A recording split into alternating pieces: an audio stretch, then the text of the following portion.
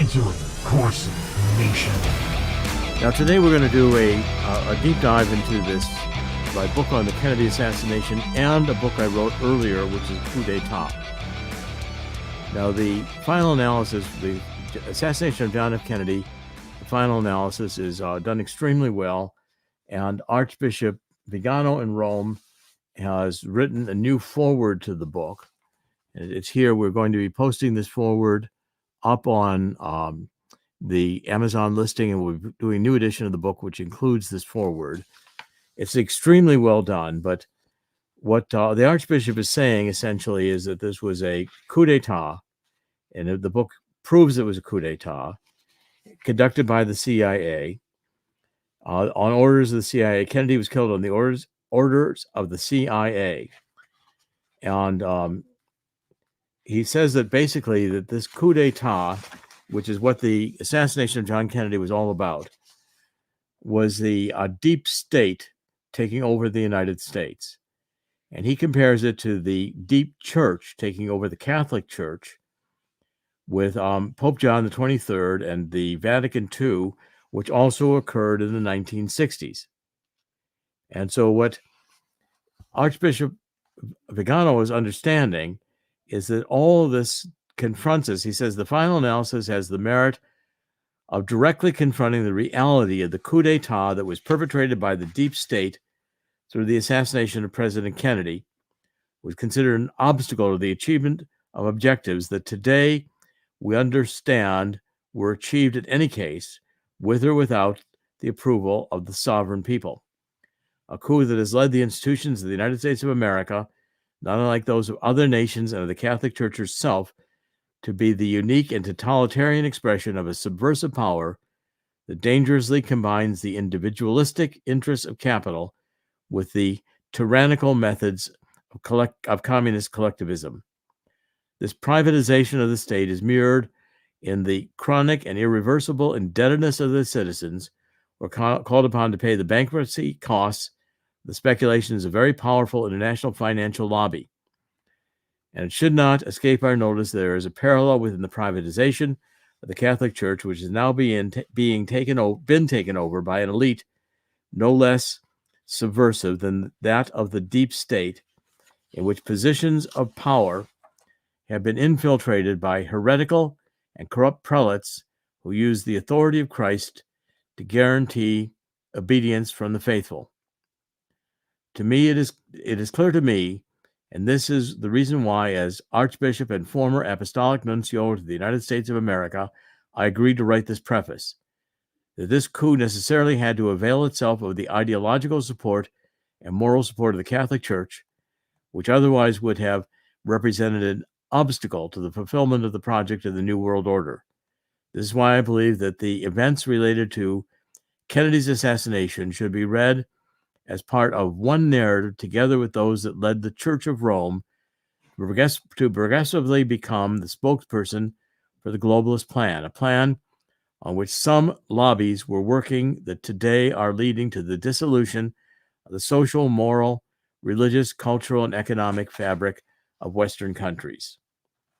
It's a very powerful statement, and I'm going to illustrate in part one other dimension of this, not just the Catholic Church, but that the coup d'etat that occurred when John Kennedy was assassinated by the deep state, the CIA, military-industrial complex, with the complicity of the press, saying Lee Harvey Oswald was the lone gun assassin. All of this together, in the Department of Justice turning a blind eye, the Secret Service destroying evidence, and all of these together indicate a dark force that has taken over our institutions. And I'm going to make the point it's continuing. So I'm going to transition from the final analysis, a book I have just written that is currently a bestseller, to a book I wrote a few years ago called Coup d'etat, which is exposing deep state treason and the plan to re-elect Donald Trump. I wrote this book before the 2020 election, and I was aware that the move was going to be underway. I wrote it in 2020, before the election. I wrote it starting in 2019, published in 2020. And the whole idea here is that the coup d'etat is continuing, and it's now going into the open. Now, I want to read a couple of paragraphs from the introduction here that Doug Horn wrote, and explain a couple of points he's making in detail. He says the assassination has been likened. Doug Horn, by the way, was on the Assassinations Records Review Board. He became an expert in the medical evidence. He wrote 5 volumes on the medical evidence called Inside the ARRB, Inside the Assassinations Records Review Board. They're outstanding. Doug Horn said the assassination has been likened to a 500-piece jigsaw puzzle for which 250 pieces have been discarded, thrown away. The 250 new pieces substituted for the discarded pieces are intentionally fraudulent, designed to create a picture of what happened that is very different from the reality on Elm Street in Dealey Plaza. The end result has been a puzzle that does not come together at all and will not allow the student of the assassination to create any coherent picture of what happened on November 22nd, 1963, unless the fraudulent puzzle pieces have first been identified and then thrown out. I submit that only after the fraudulent pieces of the puzzle are removed can the missing pieces to the puzzle, that is, the real evidence that was suppressed, be rediscovered and the true picture reconstructed. He said, throughout my adult lifetime of research into the JFK assassination, I've come to understand that the fraud in the medical evidence that I'm discussing here includes the following, and he goes through all of the evidence that leads him to the conclusion that this was a coup d'etat.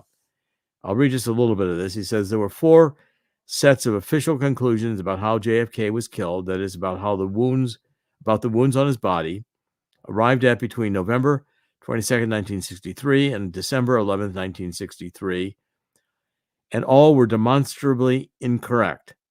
The fact that there are 4 official sets of conclusion within and about 2.5 weeks is the surest indicator that finding the truth was not an objective, rather determining what tale could be sold to the American people, consistent with the straitjacketed, very limited evidence acknowledged by the U.S. government, was all that mattered. The U.S. government has never acknowledged that in this case, but the evolving JFK autopsy conclusions can be factually demonstrated and have done so in Chapter 11 of Inside the Assassination Records Review Board, and a publicly delivered PowerPoint presentation entitled The Evolving JFK Autopsy Report. Okay, so the what is being laid out here by Doug Horn in the book, prefacing what we wrote here, is that the government has created a false narrative that can sell to the American people. It's like living in a Jim Carrey Truman Show, where what you're watching is not reality, but it is a movie, and it's being directed by the CIA that's supplying the script. Now, I want to go over to Coup d'etat, because this is a book that I wrote after I was involved in the Mueller investigation, and the Mueller investigation thought I had a tie to Julian Assange, and that I had shared that tie with Roger Stone, who shared it with Donald Trump, permitting the Trump campaign to influence how Assange released the stolen documents from the Democratic National Convention. Okay, now the book is really, I think, even more important than when it was first written, because what it shows is that Donald Trump's removal from office was a coup d'etat again. They didn't shoot him, they didn't kill him, but they had staged this entire coup d'etat of the Mueller investigation, and I was the last witness. I was the last witness because they believed I had this tie to Assange.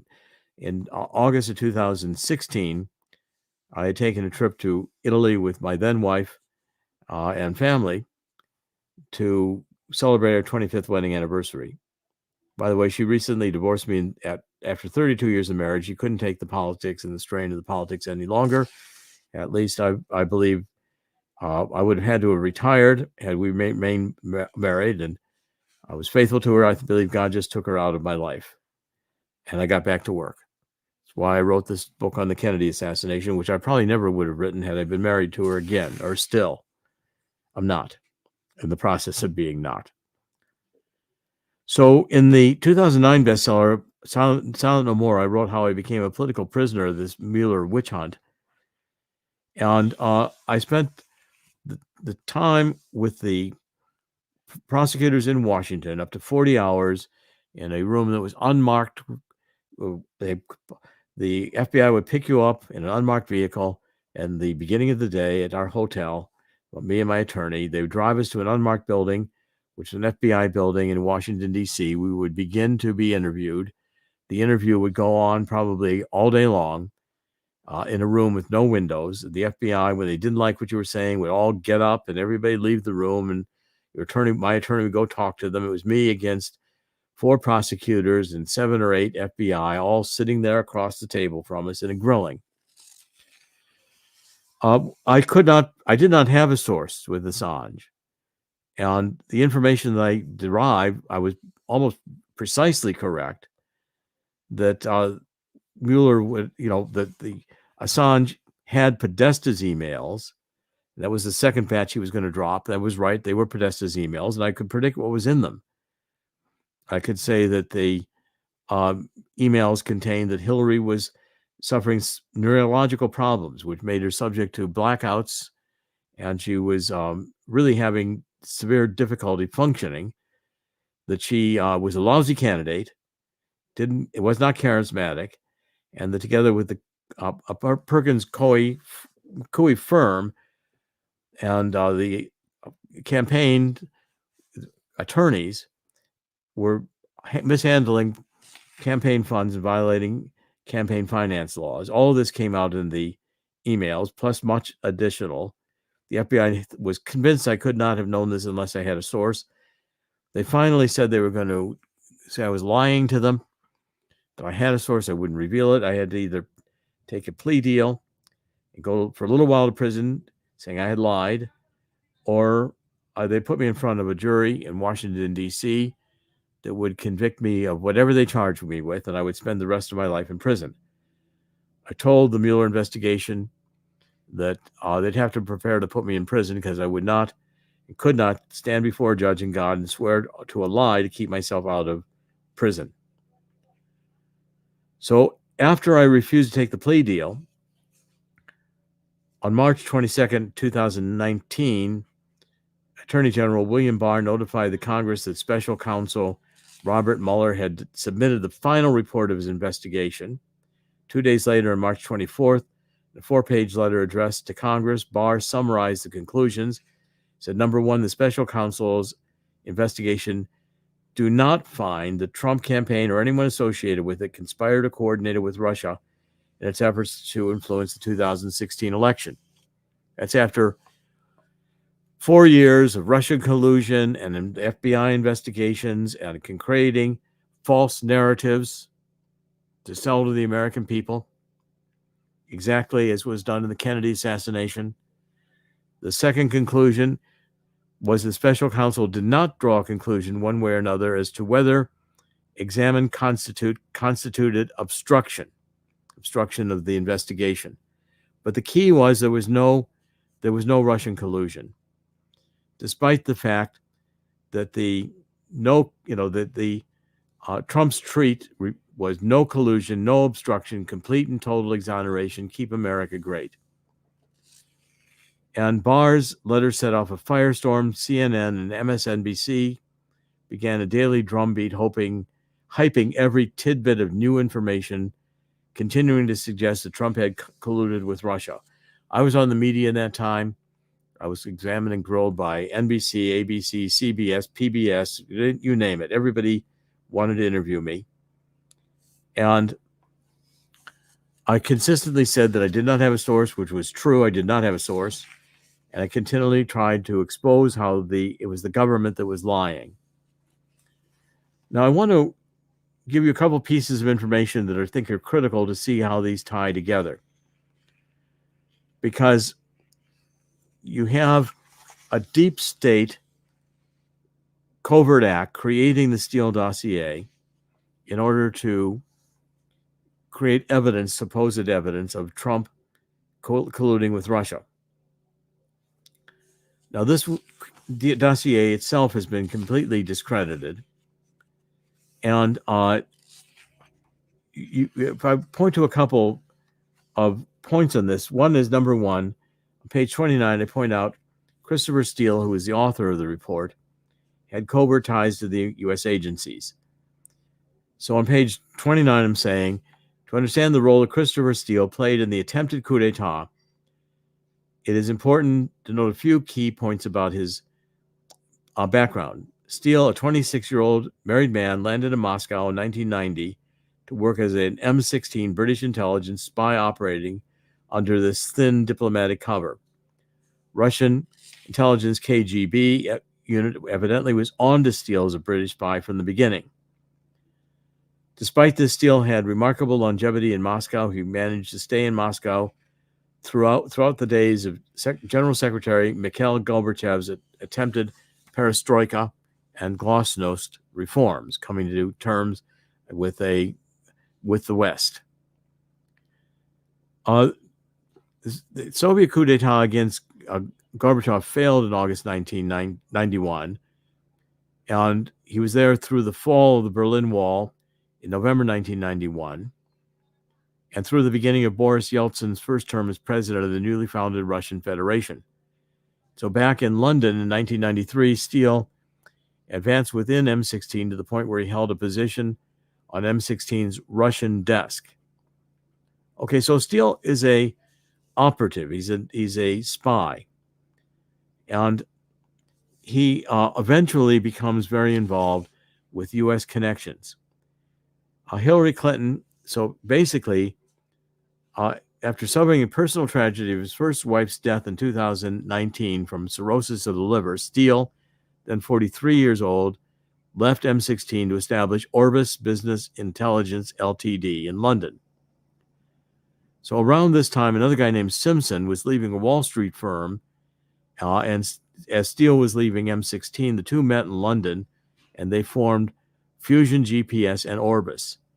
Simpson and Steele knew and shared some of the people with expertise in Russia, and they got tied in with U.S. intelligence. And Hillary Clinton essentially hired this former spy, Steele, to use his contacts in Russia to conduct opposition research on Donald Trump, her political opponent in 2016. So she hired this Fusion GPS and Orbis. Orbis became a subcontractor of Fusion GPS, and the two worked together to produce evidence of Donald Trump's collusion with Russia. Okay, now, Steele is also back-channeling into the Department of Justice. In 2019, Steele admitted under a deposition taken in London that in developing the Trump dossier, he used unverified reports he pulled from CNN's iReport website, unaware the submissions on that website were made by members of the public and not checked for accuracy. Okay, so Steele leaks the dossier, and essentially in a London deposition, Steele admitted that when the Trump dossier was finished, he provided a copy to journalists in order to make it public, so that the information in Trump's candidacy, which was harmful in that dossier, would get repeated by the press.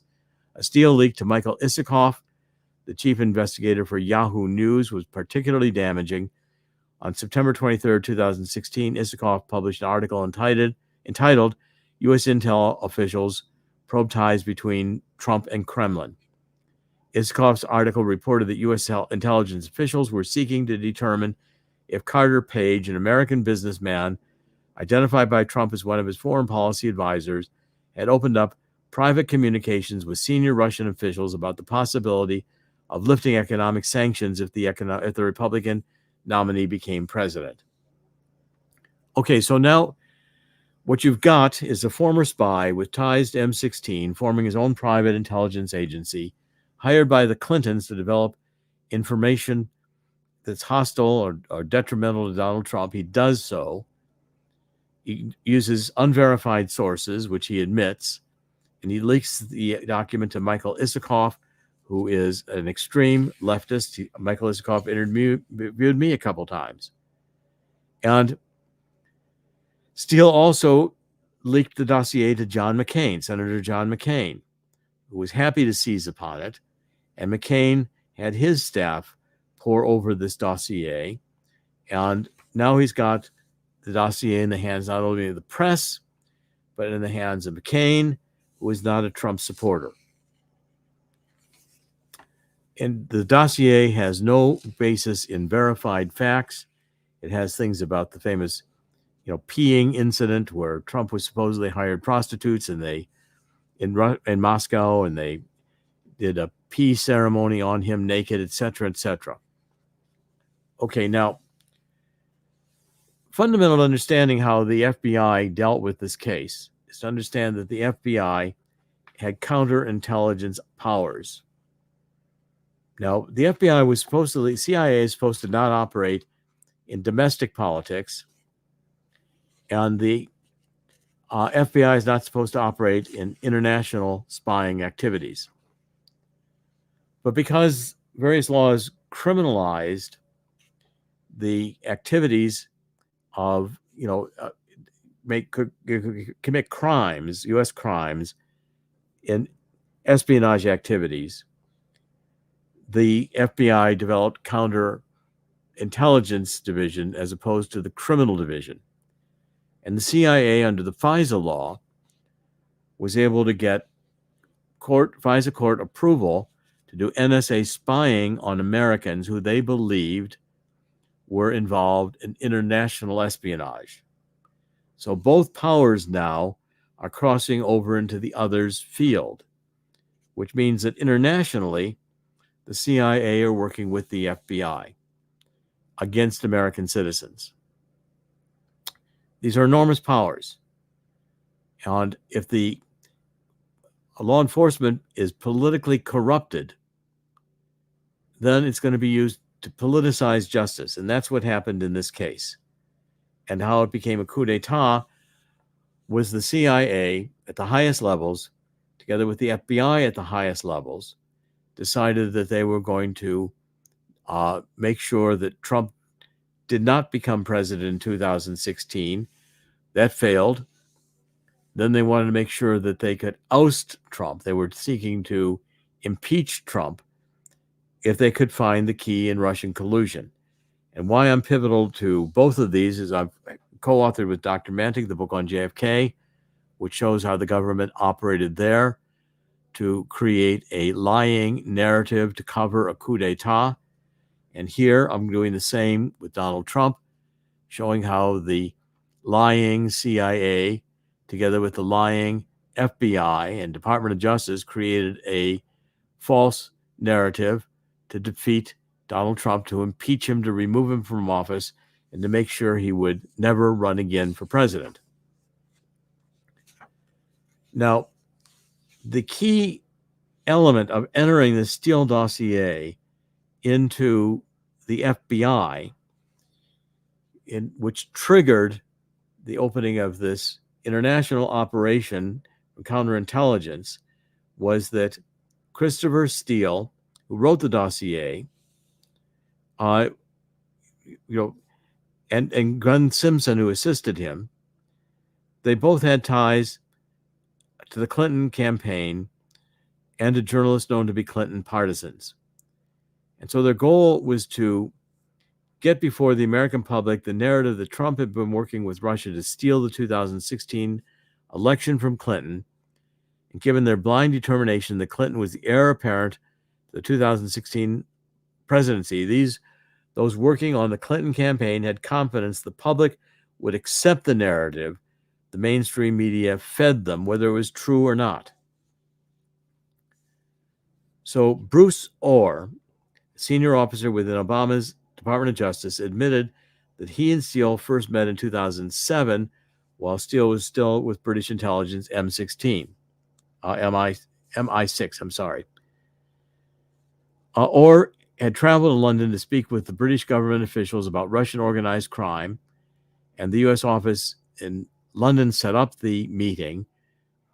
Orr saw Steele in 2008 at an international conference in London on the subject of Russian organized crime. They stayed in touch. Bruce Orr and his wife Nellie played a major role in the Department of Justice's clandestine involvement in the Steele Dossier. So until Orr's multiple secret meetings with Steele in 2016 became public knowledge in 2017, Orr did his best to remain silent about the role he played in promoting the Steele Dossier to the FBI and the Department of Justice.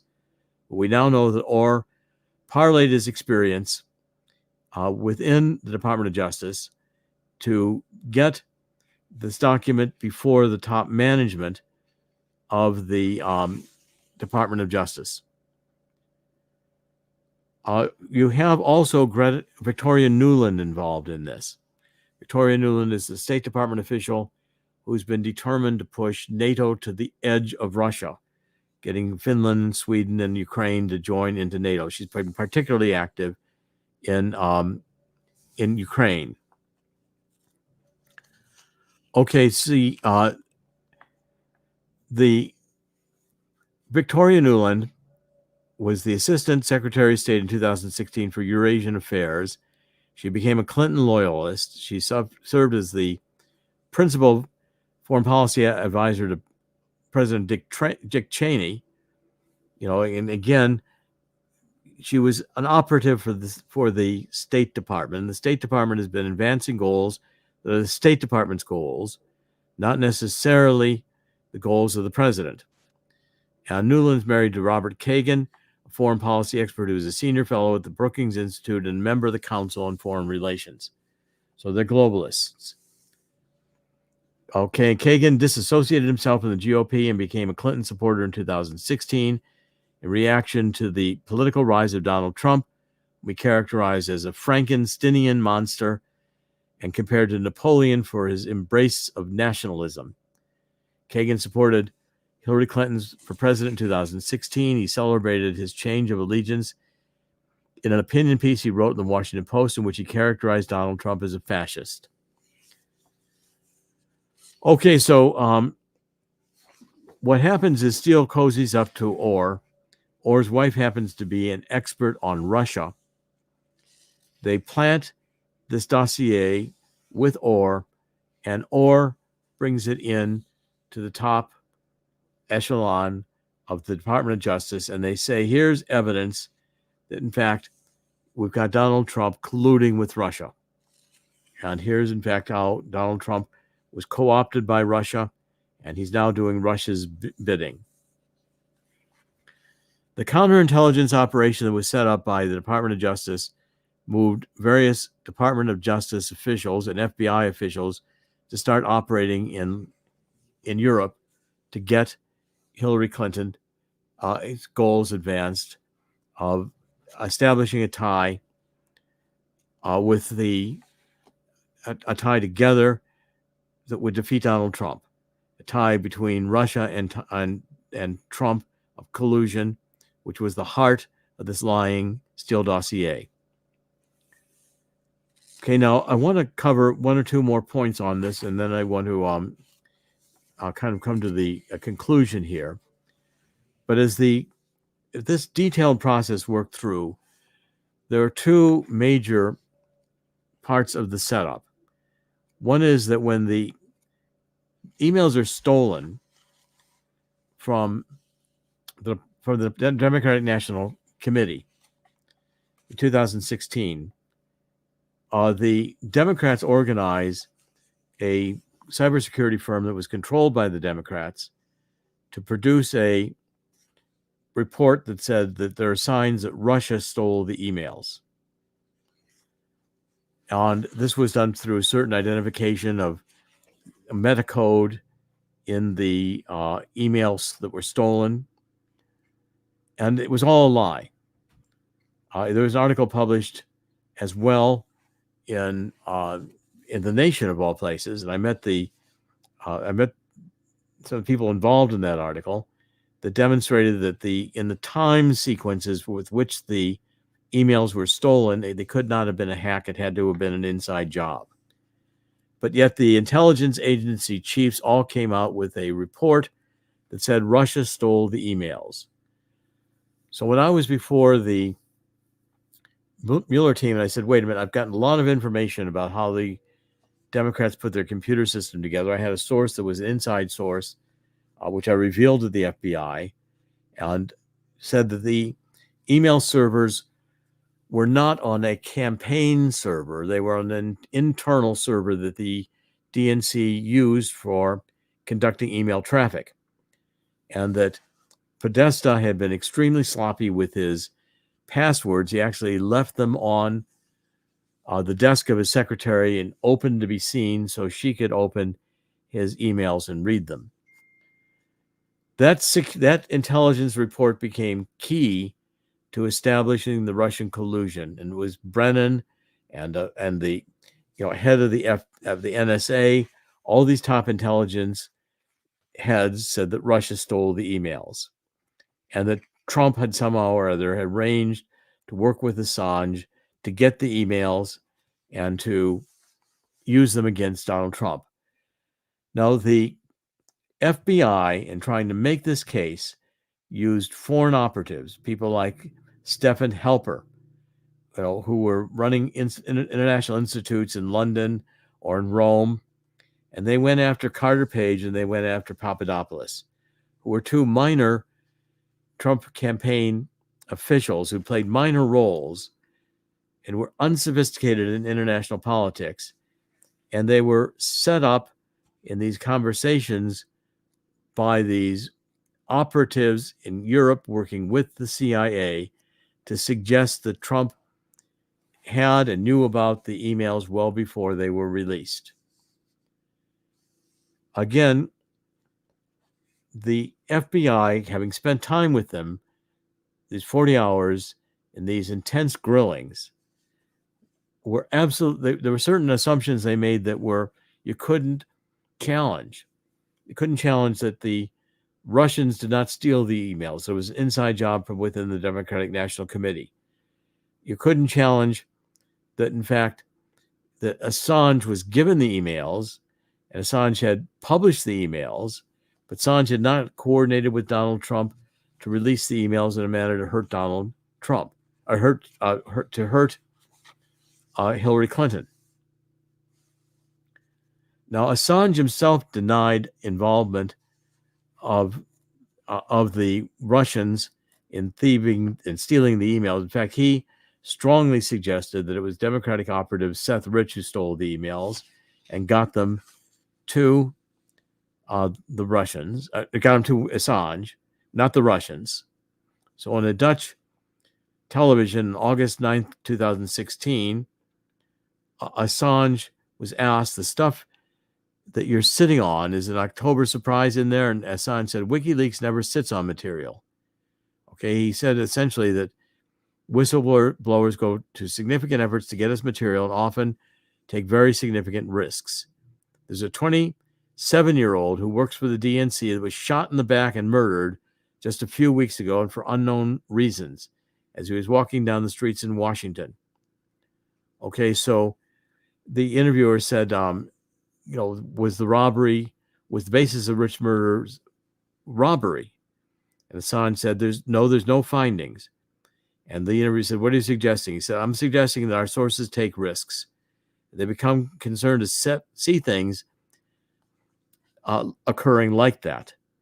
So in other words, Assange was suggesting he got the emails from Seth Rich. Now, to tie this all together, what it makes it clear is that the FBI and the CIA are no longer respecting their original charters. They're free to go anywhere in the world they want, or the CIA is free to spy on Americans. Certainly, they collect all the data. So, we don't look at the data unless it's relevant to one of our FISA warrants. Well, why are they collecting the data in the first place? Why do they have the data of every keystroke taken in the United States, every telephone call made in the United States? Massive data banks. And Snowden has warned us of this. Why is this data being collected? And secondly, this creation of narratives, this creation of false realities and lying. The crowdsource was a legitimate cybersecurity firm, not with ties to the Democrats. Well, it had ties to the Democrats. Okay, that the Russians hacked the emails. Well, there's no definitive proof Russia hacked the emails. In fact, it was very strongly suggested that it was Seth Rich. But this story was sold to the American people, and even today in Congress, there are congressmen who will make speeches suggesting that Trump is in collusion with the Russians. Now, what is shocking about this book,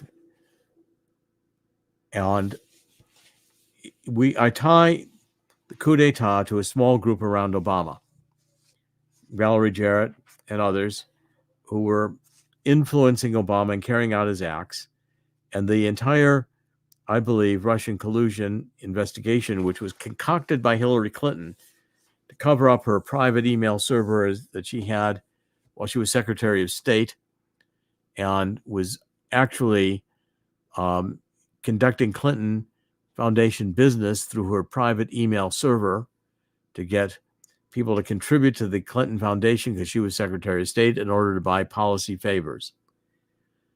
This corruption is massive. And if Obama is still in Washington, and we've got Joe Biden as president, who is, according to the special prosecutor, so mentally suffering from mental dementia that he can't be indicted for misusing classified documents, the deep state has exactly what they want. A president who's a complete figurehead, in fact, whose mental dementia may not even permit him to know day to day what he's doing, will read any document put in front of him.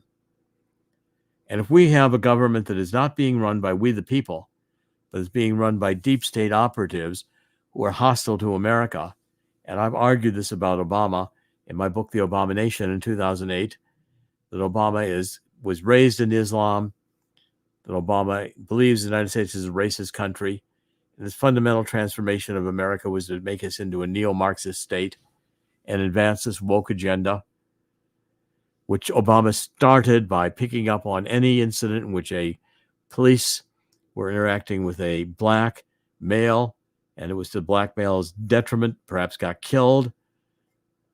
And then the Department of Justice with Eric Holder would rush in and demonize the police.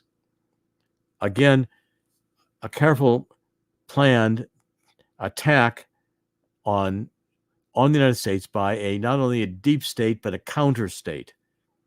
And I point out in my book on the truth about neo-Marxism, cultural Maoism, and anarchy, that the left and Mao created a counter state in order to be in control of the bureaucracy and take actions that will defeat Donald Trump and get him out of the presidency and block his ability to do effective executive action of any kind. And so I think one of the strategies of the deep state, if Trump should happen to win in the 2024 election, will be, again, to block him. Right now, they're passing a huge number of regulations to get them on the books before Donald Trump takes office, should he happen to take office. And they intend to resist him through the bureaucratic agencies of the deep state with enormous powers in the CIA and the FBI to create narratives that are lying narratives, to have them propagated by the mainstream media press, to have people believe them unconsciously through psychological operations, and to manipulate us into the loss of our freedoms. It's an agenda that's advancing. I'm hopeful today because I think people can see, especially now realizing the Kennedy assassination, there were multiple shooters. Kennedy, the x-rays are CSI forensic evidence. Kennedy was shot twice from the front. We now know the Russian collusion hoax was a lie. We can begin to ask additional questions. In 9/11, why did buildings that were not hit by the airplanes go down? Where were the weapons of mass destruction in the Iraq War in 1991 that Colin Powell promised we would find that Saddam Hussein had? He didn't appear to have them. Lies, lies, lies. Now, we're going to be faced with a great test here in the next few years as to whether or not we can retain our freedoms. And probably the way to bet is not, that we'll probably lose them. But I believe that in the spirit of, we're going to get a judgment of God, by spirit of 2 Chronicles 7:14, if we get down on our knees and pray, God will hear our prayer and heal our land. And it's going to take an intervention by God at this point, not to have a nuclear war. With these demons creating war in the Middle East on their narratives there, their narratives in Ukraine, us supporting Hamas with the Clinton administration starting out, moving in that direction. Obama is much stronger in support of Iran, and Biden doing everything they can to appease Iran, returning money to them, giving them the means to fund terrorism. And we're getting false narratives created again today. The narratives of the crimes that Trump is being charged with. We're seeing lawfare in the open. We're seeing these trials against Trump based upon habitual liars like Michael Cohen. The American public are beginning to see through this.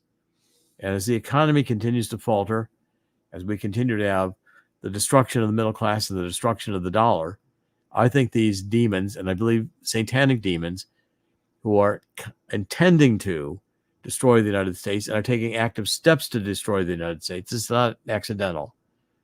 They're conducting a plan that's continuing in the coup d'etat that began with Jack Kennedy's death, perhaps even earlier. I'm going to look at Pearl Harbor eventually, if I get to write a book on that, showing how FDR baited the Japanese into attacking us to get into World War II. Another long story.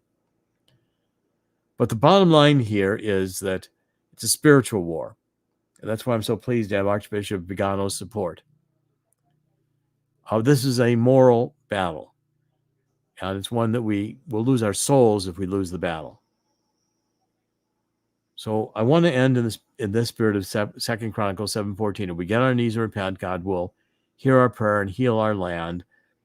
I was able to not get indicted under the Mueller investigation and know in detail how that narrative was constructed, which I'm telling you and explaining to you in coup d'etat. Once we see how the government operates, lying, creating the psychological operations, the government's not going to be as effective as it was because their game is now in the open.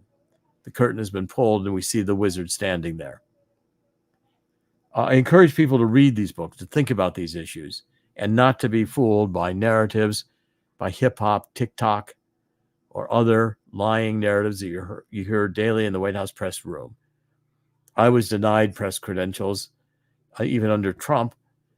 The press does not want the truth.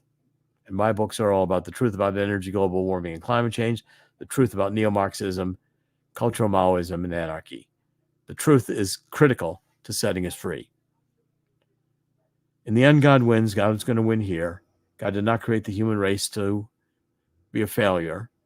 And we could go through an extremely harsh judgment of God, which I see could include a nuclear war. And I hope and pray I'm wrong. If enough of us repent, I think God will intervene and we will be spared the worst that could possibly happen. I don't think this is the extinction of the human race, although I think the demons who are behind this woke agenda, who are behind the creation of this World Economic Forum with the oligarchs and their bankers and their masters of multinational corporations coveting all the world's resources for themselves and their machines, I don't believe that dark reality will be fully created before it collapses under its own inconsistencies, its own lack of belief in God, and its own intention to depopulate the world. This is Dr. Jerome Corsi. Thank you for joining us. We will be back tomorrow with another podcast. God bless.